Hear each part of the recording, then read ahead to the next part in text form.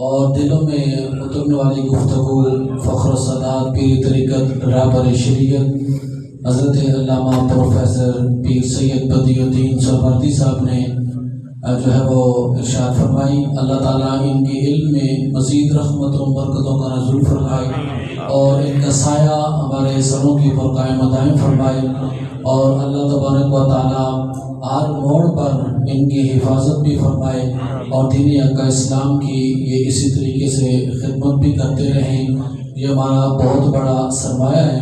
اللہ رب العالمین انہیں مزید برکتوں و رحمتوں سے مال مال فرمائے۔ میں نے شروع میں کہا تھا کہ انشاءاللہ گفتگو آپ سنیں گے، دلوں میں اترے گی، تو واقعی جو گفتگو فرما رہے تھے وہ دلوں میں اترنے والی تھی۔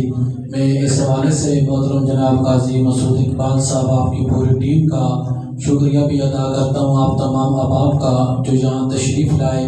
میں اپنی طرف سے مجلس منتظمہ جامع مسجد البلال کی طرف سے، محترم جناب محمد نعیم صاحب کی طرف سے سب کا شکریہ ادا کرتا ہوں جو علماء کرام تشریف لائے۔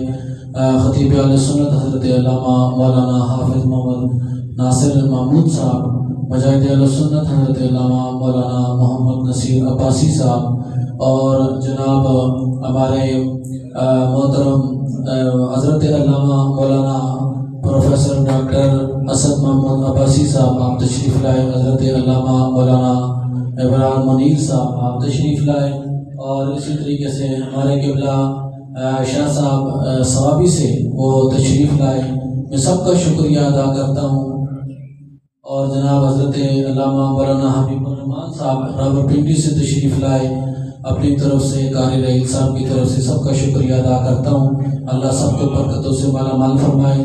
جتنے بھی دور و نزدیک سے تشریف لائے، میں تو یہی کہوں گا کہ محبوب کی محفل کو محبوب سجاتے ہیں، آتے ہیں وہی جن کو سرکار بلاتے ہیں۔ یہ سرکار کے بلائے ہوئے ہیں سب، اور اگلا اعلان بھی سماعت فرما لیں انشاءاللہ العزیز 11